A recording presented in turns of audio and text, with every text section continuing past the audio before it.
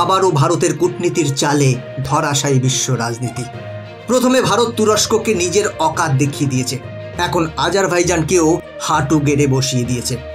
আসলে বর্তমান ঘটনাবলিতে আজারবাইজান যেভাবে ভারতের বিরুদ্ধে গিয়ে পাকিস্তানকে সমর্থন করেছে, তাতে ভারতও আজারবাইজানের বিরুদ্ধে একটি বড় পদক্ষেপ নিয়েছে এবং আজারবাইজান থেকে ভারতে অপরিশোধিত তেল আমদানি সম্পূর্ণরূপে বন্ধ করে দিয়েছে, যার কারণে আজারবাইজানের অর্থনীতিতে বড় ধাক্কা লেগেছে এবং তারা এখন বুঝতে পারছে যে ভারতের সঙ্গে পাঙ্গা নিয়ে তারা কত বড় ভুল করেছে।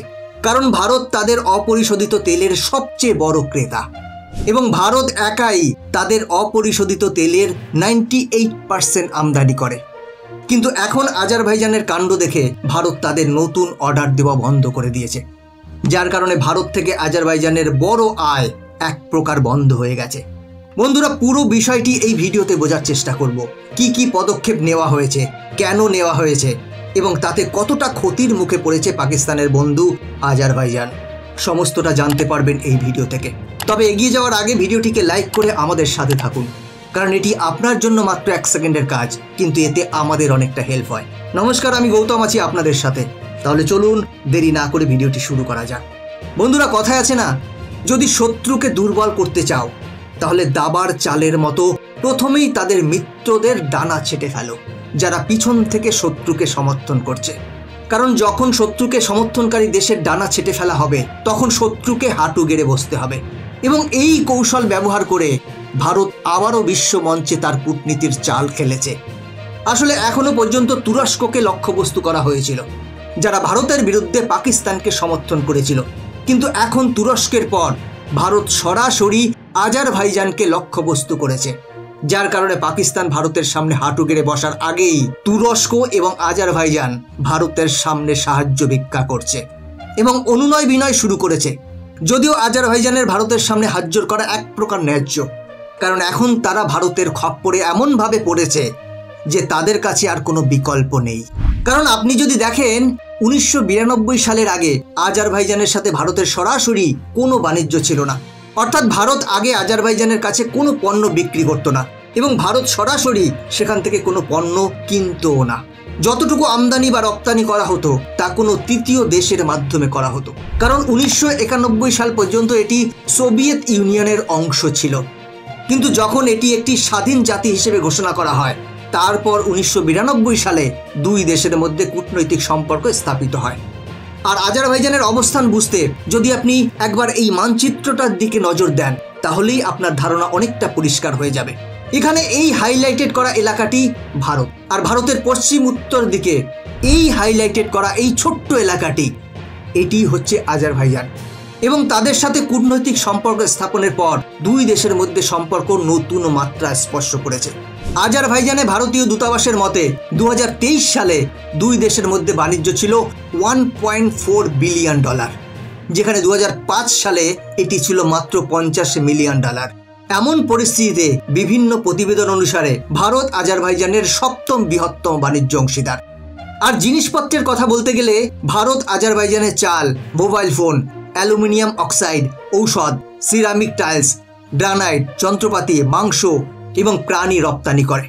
2023 সালে আজারবাইজান থেকে $955 মিলিয়ন মূল্যের অপরিশোধিত তেল কিনেছিল ভারত এবং প্রায় $43 মিলিয়ন মূল্যের চাল রপ্তানি করেছিল। তথ্য অনুসারে এটি লক্ষণীয় যে আজারবাইজানে পণ্য রপ্তানির ক্ষেত্রে ভারত পিছিয়ে থাকলেও এটি আজারবাইজানের 3য় বৃহত্তম ক্রেতা এবং আজারবাইজানের অর্থনীতি মূলত অপরিশোধিত তেল এবং প্রাকৃতিক গ্যাস রপ্তানির উপর নির্ভরশীল। কারণ প্রতি বছর আজারবাইজানের মোট আয়ের 90% অবদান কেবল অপরিশোধিত তেল এবং প্রাকৃতিক গ্যাসের। এবং এই পরিস্থিতিতে আশ্চর্যের বিষয় হলো যে আমরা যখন ইন্টারনেটে এই জিনিসটি অনুসন্ধান করতে শুরু করি, তখন কিছু মিডিয়া রিপোর্ট অনুসারে আজারবাইজান তার মোট তেল রপ্তানির একটি বড় অংশ, প্রায় 90 থেকে 98% শুধুমাত্র ভারতে পাঠায়। এই প্রতিবেদনে বলা হয়েছে যে ভারত আজারবাইজানের তেলের সবচেয়ে বড় ক্রেতা ছিল। তাদের অর্থনীতি মূলত তেল বাণিজ্যের উপর নির্ভরশীল। কিন্তু অপারেশন সিন্দুরের মতো সাম্প্রতিক কিছু ঘটনায় আজারবাইজান যেভাবে পাকিস্তানকে সমর্থন করেছে এবং ভারতের বিরুদ্ধে অযৌক্তিক বক্তব্য দিয়েছে, ভারতও সিদ্ধান্ত নিয়েছে যে এখন আজারবাইজানকে উচিত শিক্ষা দিতে হবে।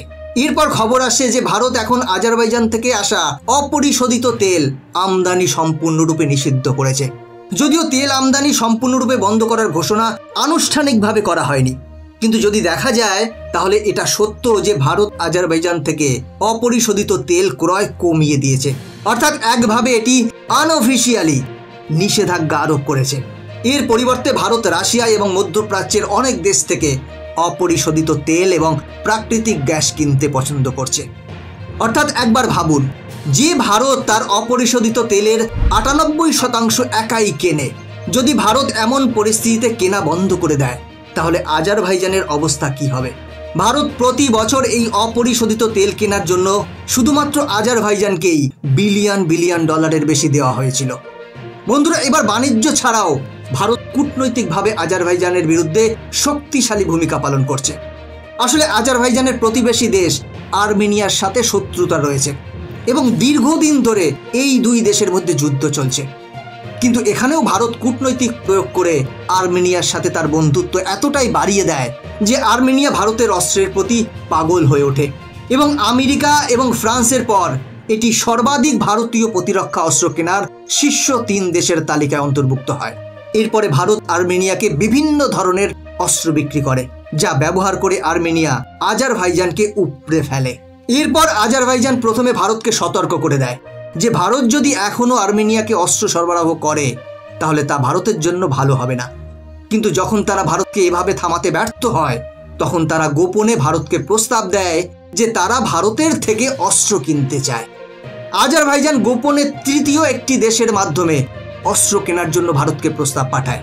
তখন ভারতও এই সুযোগটি কাজে লাগিয়ে আজারবাইজানের সমালোচনা করে এবং নিজস্ব অস্ত্র বাজারজাত করার জন্য আজারবাইজান ভারতীয় অস্ত্র দাবি করেছে বলে ভারত খবর প্রকাশ করে। এরপর ভারত বিশ্বকে আর্মেনিয়ার সাথে তার দৃঢ় বন্ধুত্বের প্রমাণ দেখিয়েছে এবং আজারবাইজানের গালে থাপ্পড় মেরে ভারত স্পষ্টভাবে তার অস্ত্র দিতে অস্বীকৃতি জানিয়েছে। এরপর আজারবাইজান ভেজা বিড়ালের মতো নির্বাক হয়ে যায়। কিন্তু এর সাথে যে দেশ আজারবাইজানের এই প্রস্তাব ভারতকে পাঠিয়েছিল তারাও অপমানিত হয়, কারণ আজারবাইজান ভেবেছিল যে ভারত গোপনে টাকার বিনিময়ে আজারবাইজানের কাছে তার অস্ত্র বিক্রি করবে।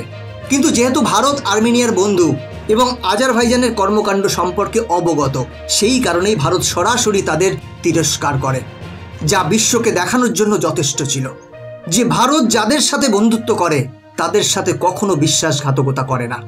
তো বন্ধুরা, এই বিষয়ে আপনাদের কি মনে হয়? আজারবাইজানের থেকে তেল না কেনার ভারতের এই সিদ্ধান্ত কি সঠিক না ভুল? আপনার মতামত কমেন্ট করে জানান। বন্ধুরা, আজকের ভিডিও এখানেই শেষ করছি। এরকম ইনফরমেটিভ ভিডিও দেখার জন্য চ্যানেলটিকে সাবস্ক্রাইব করে বেল আইকনটি প্রেস করে রাখুন। দেখা হচ্ছে পরবর্তী ভিডিওতে। ভালো থাকবেন, সাথে থাকবেন।